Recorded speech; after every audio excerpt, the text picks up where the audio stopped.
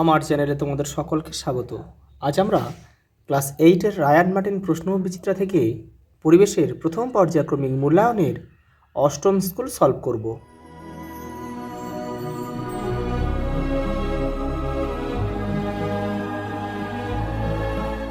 প্রথম প্রশ্ন দেখো, সঠিক উত্তরটি নির্বাচন করে বাক্যটি সম্পূর্ণ করে লেখো। ঘনত্বের এসআই এককটি হলো কিলোগ্রাম ঘনমিটার। অপশান ডি আমাদের সঠিক উত্তর। একটি বস্তুকে তরলে নিমজ্জিত করা হলো। বস্তুটি ওই তরলে আংশিক নিমজ্জিত অবস্থায় স্থির হয়ে ভাসবে যখন, অপশান সি আমাদের সঠিক উত্তর হয় প্লবতা সমান সমান বস্তুর ওজন, তখন আংশিক নিমজ্জিত হয়ে ভাসবে। পরেরটা দেখো, দুটি বস্তুকে ঘর্ষণ করলে তাদের মধ্যে কি হয়? তাদের মধ্যে অপশান এ হবে আমাদের সমান পরিমাণে বিপরীতধর্মী আধানের সৃষ্টি হয়।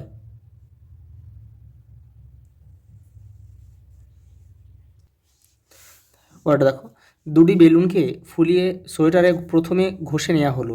এরপর সুতোর সাহায্যে বেলুন দুটিকে পাশাপাশি ঝুলিয়ে রাখলে এদের মধ্যে কি হবে? এদের মধ্যে কিন্তু বিকর্ষণ দেখা যায়। কারণ কি?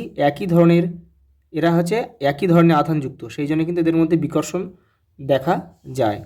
আইসোবারের ক্ষেত্রে নিম্নোক্ত যে কথাটি ঠিক তা হলো এদের কিন্তু আইসোবারের ভর সংখ্যা কিন্তু সমান হয়। পরেরটা দেখো, প্রদত্ত কোন পদার্থটি তড়িতের সুপরিবাহী নয়? কাঠ। অ্যালুমিনিয়াম অক্সাইড হলো একটি উভয়ধর্মী অক্সাইড, এই যে অপশন সি। পরেরটা দেখো, ইলেকট্রন ও প্রোটনের আধান হলো যথাক্রমে, দেখো ইলেকট্রন হচ্ছে ঋণাত্মক আর প্রোটন হচ্ছে ধনাত্মক। তাহলে কোথায় আছে দেখো? ঋণাত্মক আর ধনাত্মক, এই যে অপশান বি আমাদের সঠিক উত্তর হবে, ঋণাত্মক আর ধনাত্মক।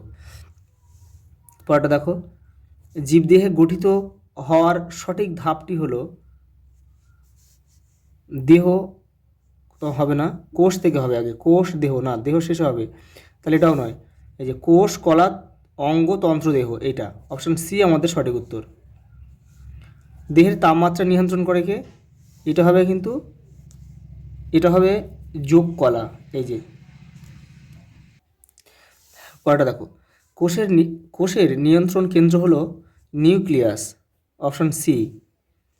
পরেরটা দেখো, কোষের শক্তিঘর নামে পরিচিত যে অঙ্গাণুটি হচ্ছে মাইটোকন্ড্রিয়া। পরেরটা দেখো,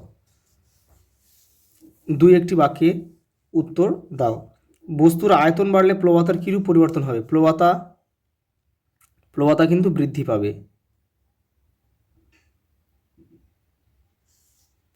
এসআইতে জি এর মান কত? 9.8 মিটার পার সেকেন্ড স্কোয়ার।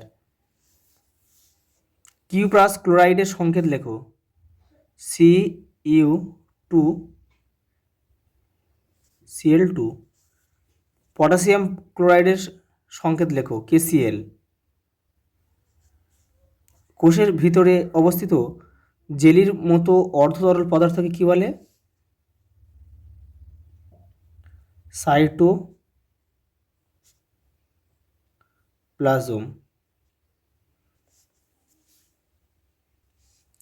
পরেরটা দেখো, বায়ু গহ্বরযুক্ত প্যারেনকাইমা কোষ কোথায় দেখা যায়? এটা হবে জলজ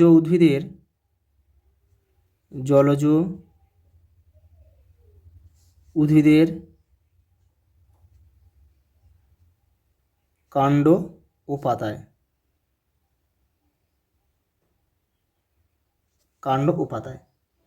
পরেরটা দেখো, এমজির পারমাণবিক সংখ্যা 12, দেখি Mg2+ আয়নে ইলেকট্রন সংখ্যা কত? এখানে ইলেকট্রন সংখ্যা কিন্তু দুটো কমে যাবে, তাহলে 12 যোগ 2 অর্থাৎ 10টি হবে। পরেরটা দেখো, শূন্যস্থান পূরণ করো। প্রোটিন সংশ্লেষ করা প্রধান কাজ হচ্ছে রাইবোজোমের, এখানে তোমার রাইবোজোম লিখবে, রাইবোজোমের প্রধান কাজ। দেখো পরের প্রশ্ন দেখো, নিচের প্রশ্নগুলির সংক্ষিপ্ত উত্তর দাও। টেবিলের ওপর 10 কেজি ভরের একটি ব্লক আছে, টেবিলের ওপর কত বল প্রয়োগ করছে? এটা হবে তাহলে আমাদের জি এর মানটা আগে জেনে নেবো কত। জি এর মান হচ্ছে আমাদের 9.8 মিটার পার সেকেন্ড স্কোয়ার, এটা হচ্ছে আমাদের জি এর মান। অর্থাৎ তাহলে আমাদের বল, এখানে বল বের করতে হবে। তাহলে বল আমরা কি জানি, বল সমান সমান বস্তুর ভর ইন্টু অভিকর্ষ যে ত্বরণ, অভিকর্ষ যে ত্বরণ। তো এখানে বল কত, এইখানে ভর হচ্ছে, এখানে করে দিচ্ছি ভর, এখানে কত ভর হচ্ছে দিয়েছে 10, আর অভিকর্ষ ত্বরণের মান হচ্ছে 9.8 মিটার পার সেকেন্ড স্কোয়ার, অর্থাৎ হবে কত 98 নিউটন। এটা হচ্ছে বল। এর বলেছে টেবিলের উপর ব্লকটি কত চাপ প্রয়োগ করে। দেখে না, তার চাপের সূত্র কি, চাপ সমান সমান আমরা জানি কি, চাপ সমান সমান বল বাই ক্ষেত্রফল। এখানে কিন্তু তাহলে চাপ বের করতে গেলে আমাদের বল লাগবে, ক্ষেত্রফল লাগবে, কিন্তু বল আছে কিন্তু ক্ষেত্রফল দেওয়া নেই। সেই জন্য কিন্তু টেবিলের উপরে যে ব্লকটি আছে সে কত চাপ দেবে এটা কিন্তু বের করা যাবে না, কারণ এখানে ক্ষেত্রফলটা দেওয়া নেই। পরেরটা দেখো, একটি ভাসমান বস্তু আপাতত ওজনহীন, ব্যাখ্যা করো। দেখে নাও,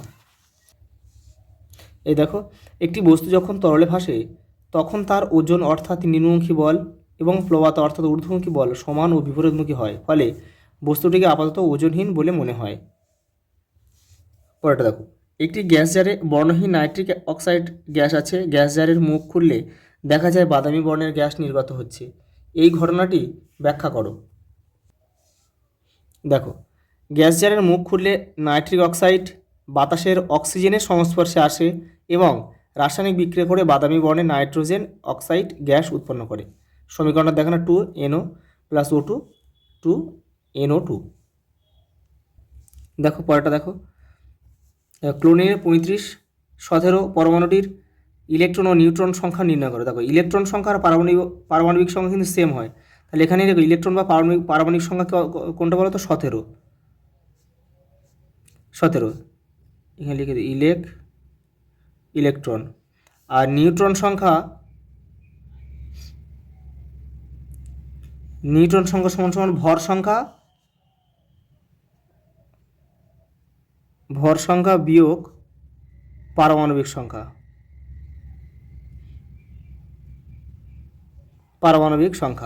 তাহলে ভর সংখ্যা এখানে কত, ভর সংখ্যা এখানে আছে 35 আর পারমাণবিক সংখ্যা 17, অর্থাৎ উত্তর হবে 18। তাহলে নিউট্রন সংখ্যা হচ্ছে 18 আর ইলেকট্রন সংখ্যা হচ্ছে 17।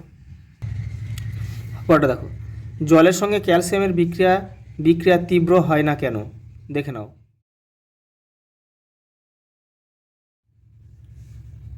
পরেরটা দেখো, স্থায়ী কলা ও ভাজক কলার মধ্যে পার্থক্য লেখো। দেখো, রায়ন মার্টিন 385 নম্বর পেজে রয়েছে। এই যে ভাজক কলা, স্থায়ী কলা, এখান থেকে তোমরা 4টে কি 5টা করে নেবে। পরের প্রশ্ন দেখো, প্রদত্ত কোষগুলির আকৃতি সারণীর আকারে লেখো। দেখো, লোহিত রক্তকণিকা, শ্বেত রক্তকণিকা, পেশি কোষ আর স্নায়ু কোষ, এদের আকৃতি লিখতে হবে। তোমাদের বইয়ে দেখো রায়ন মার্টিনের 362 নম্বর পেজে রয়েছে। দেখো, লোহিত রক্তকণিকার আকৃতি কেমন, গোলাকার দ্বিতল চাকতির মতো। শ্বেত রক্তকণিকার আকৃতি দেখো অনিয়ত আকারযুক্ত। পেশি কোষের আকৃতি কেমন, লম্বা, দু প্রান্ত ছোঁচালো, মাঝখানটি চওড়া, মাকু আকৃতি বিশিষ্ট। আর স্নায়ু কোষের আকৃতি হচ্ছে লম্বা, শাখা প্রশাখাযুক্ত।